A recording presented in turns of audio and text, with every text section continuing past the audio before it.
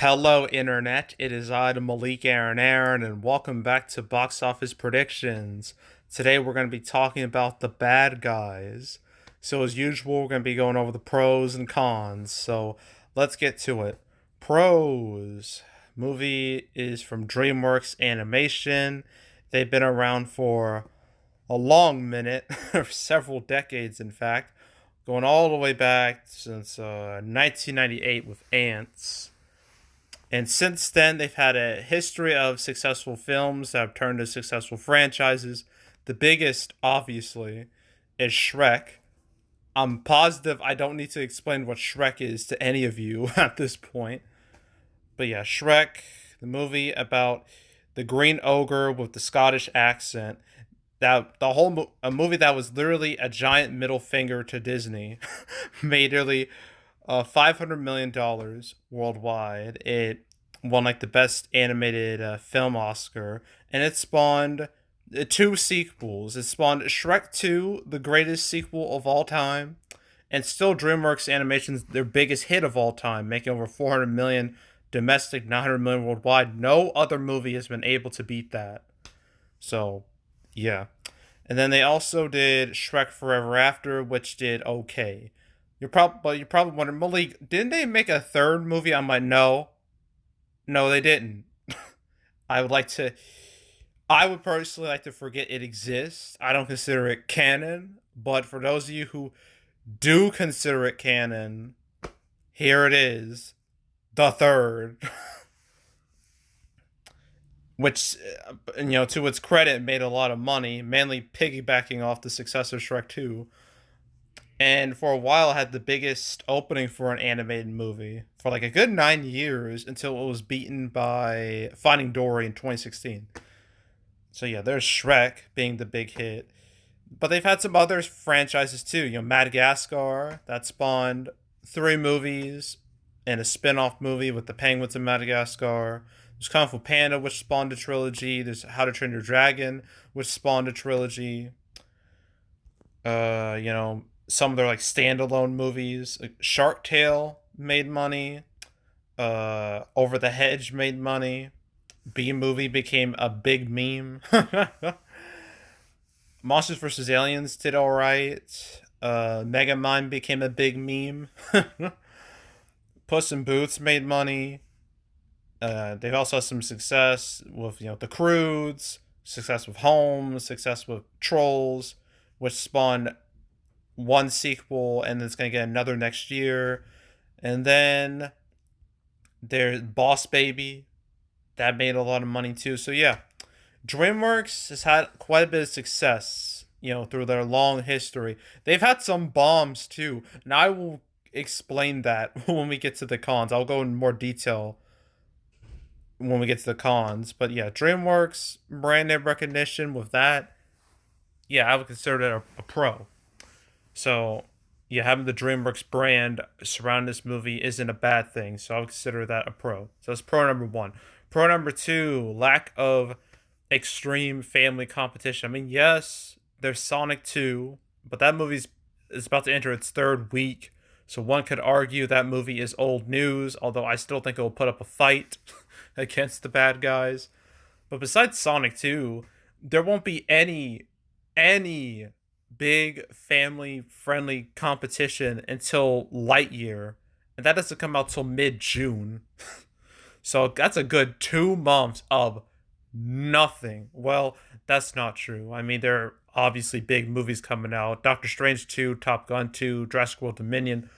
But we're talking exclusively like family friendly stuff. There's nothing until Lightyear. So that's great. That's fantastic for this movie.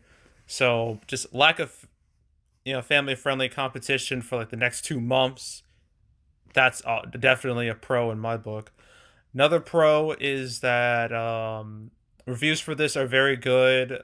At least last I checked, it's like in the mid 80s. It's like an 86% on Rotten Tomatoes. Audience score is also very good. So yeah, like how on earth could that be considered a con? So yeah, good reviews, good word of mouth, pro. Another pro is that Universal's been pushing this movie pretty hard when it comes to marketing.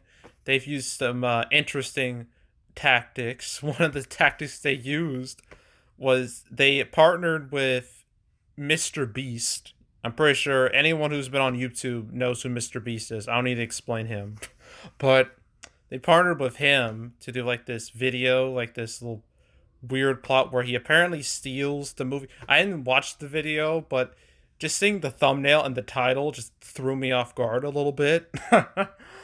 um yeah, so but anyway, it's clear Universal has been pushing this movie quite hard. They obviously want it to do well because their year hasn't been so great so far, but I will go in more detail with that in the cons. But yeah, big, decent marketing campaign. That's a pro in my book. Another pro is Thursday previews are good for the type of movie this is. I mean, they look very low, but you gotta remember the target audience for this movie, like Thursday is a school night. They can't just, you know, they gotta focus on school and shit. So they can't be out late. So yeah, and I mean in comparison, I think I remember like Ron's Gone Wrong only made like 200,000 in preview numbers. This is 5 times as much as that. So it looks a lot better. I mean, in terms of previews for like the three movies coming out this weekend, this is like number two behind The Northman. Although I imagine The Northman is going to be more front loaded than this. So this will have like the best legs, and it should ultimately be the winner of the three movies coming out this weekend. But yeah, it's Thursday previews for family movie standards. They're solid in my book, so that's a pro. Um, I guess I might as well mention this. This Mr. Wolf character, the guy who's driving in the poster here. Ever since the first trailer came out, as you know, I'm usually online like all the time, so I know what's going on with a lot of these movies. But one thing I've noticed with Mr. Wolf, I mean, look, let's be real. I believe Mr. Wolf is furry bait. I mean, am I wrong? Am I wrong? Look at him. I mean, any animated movie that creates a anthropomorphic wolf character, or really anthropomorphic animal character, it's gonna attract the furries. It's just gonna happen. Like it's it's like a science at this point. I mean, like remember what happened with Lola Bunny with Space Jam 2 when they redesigned her? Everybody had like a fuss about it. And yeah, like Lola Bunny is like a classic example of like furry bait. And then not to mention Zootopia, you could argue that whole movie is furry bait. So yeah, just wanted to mention that with this Mr. Wolf character. But yeah, now we get to the cons. All right, first con is DreamWorks. Now I mentioned their successes, right? Your Shreks, Kung Fu Pandas, Madagascar, How to Train Your Dragon. Mention all that. That does not mean they are immune to failure, because they certainly have had some bombs in their past. I mean, look at here, like Road to El Dorado, that was a bomb.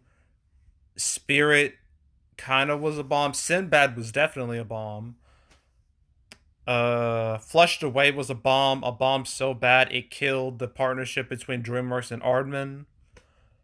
They've had some underperformers, but they weren't like big money losers. We wouldn't get that until Rise of the Guardians 10 years ago, 2012. Now, look, I know this movie has fans. I know people like this movie. I know it has a big fan base online. All right, I understand that. And I believe the movie's good. But that doesn't change the fact that the movie failed. It cost DreamWorks a lot of money. I think upwards like 80 something million dollars, which is not good. And then after that, things got really bad. I mean, the Croods made money. Turbo did not. Remember Turbo, the movie about like the snail that can go fast? Yeah, yeah, yeah, that didn't catch on. Neither did Mr. Peabody and Sherman. That also tanked, which is a shame because I thought that was really good. Then Penguins to Madagascar underperformed, and DreamWorks nearly died. I'm not joking. They nearly died because of all these failures, but they managed to survive. Then after that, things went all right. I mean, Captain Underpants didn't do great, but it was super cheap to make, so like didn't even matter. Abominable did meh overall, didn't do all that great. And then after that, things got goofy for obvious reasons with COVID, so I can't be too harsh towards these movies. I mean, Trolls World Tour, that was supposed to be theatrical, then it went to PVOD. It was a historic moment. It almost killed the relationship between Universal and AMC, but obviously that patched up several months later. The Crew's the New Age did fine considering how nobody was going to the movie theaters at this point. It did all right. It was definitely a standout during that era, that very dark age of box office. Then Spirit Untamed, that did bad. And the Boss Baby 2, that was like on Peacock, so it makes things very confusing. Makes like the line's very blurry when it comes to Boss Baby 2 success, but it's still underperformed in comparison to the first. And now we're here with the bad guy. So yeah, the last 10 years of DreamWorks have not been the greatest. I mean, they switched distributors, like they went from Paramount to Fox to Universal within that period.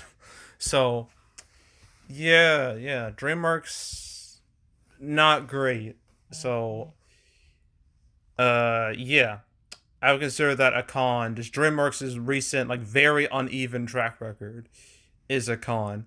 Another con is, I guess, the timing of this. Like, look, I mentioned how, next 2 months, no family competition, but that doesn't mean there's no competition, like, right now. I mean, obviously, there's Sonic 2. That's the big competition, most direct.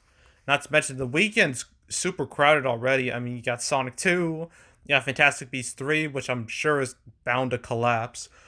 There, not to mention the 2 movies coming out this weekend. There's The Northman. There's Unbearable Weight of Massive Talent. There's a lot. It's crowded, and that's not always a good thing. That could be a very bad thing, because in those situations, only a few movies live, and the rest die. We saw that entirely during Christmas, with No Way Home and Sing 2, and then everything else was a bomb, a hard bomb at that. So, yeah, we obviously don't want a repeat of that. But you know what? It's actually, now that I think about it, I really think about it, this movie's kind of in the same position as Turbo when you think about it, because in 2013 Turbo, that came out 2 weeks after Despicable Me 2, right? This was back when Illumination still was somewhat I wouldn't say, like, I guess, a somewhat positive reputation back then. But yeah, Despicable Me 2, massive success. Made nearly $1 billion. So releasing 2 weeks after that, not smart. and we're in a similar situation. Granted, Sonic 2 is not as big as Despicable Me 2, but it's still a big moneymaker. It's easily the biggest moneymaker of the month by by a country mile. And I just realized how ironic it is. I mentioned Sonic and Turbo, both movies about animals that run fast. What? I didn't even plan for that. But yeah, like, this could be a similar situation to that. So just Sonic 2 still being there, still making money, that could be a problem for this. So I would consider that a con, just Sonic 2 in general. Mainly that. And just overall competition, the marketplace being somewhat crowded. So that's a con. Another con I can think of is that obviously this is an original IP. Well, I know it's based off a book, but most people probably don't know that. So this is original IP, right? So, and the thing is, most of the family movies that have come out in the last like year or so that have been original IPs have not done very well at all. I mean, Ron's Gone Wrong was a bomb, and Kanto severely underperformed. All it did better on Disney Plus, but still that underperformed. Um, but mainly those two are like the most recent. So yeah, like being an original family movie, that's is kind of rough right now. So it makes it a little difficult to determine how well it'll do. So I consider that a con, just being a original family movie and how just murky those waters are. So that's a con. Another con, obviously, just the family market in general has been meh, really meh. I mean, we've had some success. We've had Sing 2. We definitely, and Sonic 2, definitely. But besides those, it's been pretty damn depressing. Like, super depressing. I mean, with just underperformer after underperformer, like Ray and the Lost Dragon, Peter Rabbit 2, Spirit Untamed, Space Jam 2, Paw Patrol did alright. And Kanto, I already mentioned that. And Ron's Gone Wrong, I already mentioned that. So yeah, it's not great. Not super great. So I would consider that a con. Just the state of the family market right now still isn't ideal, even with Sonic 2 success. So yeah, that's a con. Any other cons I can think of right now? I can't think of any. I think that's it. So, opening weekend, I don't know. Most people are saying like 15 million. I don't think it will do that bad. Those preview numbers guarantee it won't do that bad. But I guess I have to ask, what can I compare this to? Not sure. Actually, I got it. I got it. Uh, it's another DreamWorks animated movie that I just mentioned that is also based off a book. Funny enough, Captain Underpants. It's perfect. It's ideal. So, Captain Underpants that came out 2017, June of 2017. God. Oh, I'm just thinking about. I literally just got started on YouTube back then. Like things were so different. It's crazy. But anywho, Captain Underpants that opened with 23.8 million.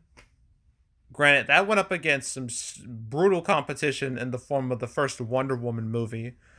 The Bad Guys isn't going up against competition like that extreme, but still.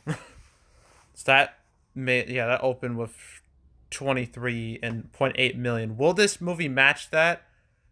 It has a chance. I mean, I have to see how it did in previews. I wonder if they're even on here. Blah blah blah blah. No, they're not. Darn, I can't compare it like that. I guess another one I compare it to is Abominable. Oh dang it, that's the wrong one. Ugh. I have to pick the one that's just 2019. There we go. Abominable. That was DreamWorks' last movie pre-pandemic. That opened with like 20 million. Oh, let's see if that had previews. I'm gonna check. Da-da-da-da.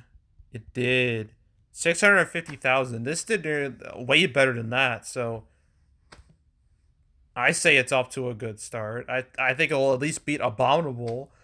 So I'm predicting a number between 20 and 25 million. That's where I think this is gonna land. It might do better than that, but I'm gonna lowball it a little bit and say 20 to 25 million for opening weekend. It's total. It should have long legs. I don't see why it wouldn't have long legs. So I'm going with like 90 million overall, maybe 80 to 90 million. That's where I think it will land. I wouldn't be shocked if it did better, but again, I'm gonna lowball it. And that's it for the Bad Guys. And I might as well mention this now. You know, when the trailer, before the trailer for this movie came out, I was thinking, I was like, if, you know, this movie's called The Bad Guys, right? And obviously there's a song called "Bad Guy" from Billie Eilish. I'm like, if the marketing department do not put that song in the trailer of this movie, then what are you doing? And then when I saw the trailer for this movie, they actually put the song in the trailer, and I was just like, you know what? Props to you, marketing team. Good job. You've read the room. Fantastic. So yeah, I just wanted to mention that. And now we're done with that. So that was The Bad Guys. I have two more movies to do today: The Northman and The Unbearable Weight of Massive Talent. And then I'll be it for the weekend. And then next week I do Memory, and then that is it for April. And then we're off to summer with Doctor Strange 2. So yeah, look forward to that. But yeah, so that's it. That's all. Make sure to subscribe, like this video, leave a comment, turn on notifications, share the whole drill. Want to check out more videos like this? I got playlists on the homepage full of all previous prediction videos I made this year, all the big movies, your Batmans, your Sonic 2s, your Uncharted's, your Morbius's. Covered all the major ones. So if you want to watch any of those, and all the others, you can go right ahead. There's also the canceled series where I go over all the movies that were supposed to come out but didn't. I did 3 episodes like this week. First was about the Celine Dion movie, weird one. Next, I did mainly talked about Spider-Verse 2, Across the Spider-Verse Part 1 and 2 getting delayed. And the third talked about The Flash and the whole debacle going on around Ezra Miller. So, that's episodes like 116, 117, 118. I did all those. So if you want to watch those or any of the others, when it comes to The Bad Guys, I talked about it like 3 times on the channel. First time I talked about it was with Boss Baby 2. Second time was with Puss in Boots 2. And this third time was with a bunch of other movies. I can't for the life of me remember the numbers of those episodes. But if you see a picture of like the book cover for this movie, because there was no official art for this movie yet, if you want to, if you see that, then I'm talking about The Bad Guys. So go watch all those episodes, all in order, all 118. Go right ahead. There's also box office recaps where I go over the box office results for any particular month. April recap will come out right before Doctor Strange 2. That's going to be a hell of a video to make. There's so much to discuss with Morbius and Sonic 2 and Fantastic Beasts 3. Whew, that's going to be something. So stay tuned for that. But if you want to watch any of the past recap videos I've done on the channel, you can go right ahead. And yeah, that's it. That's all. I am out. Goodbye.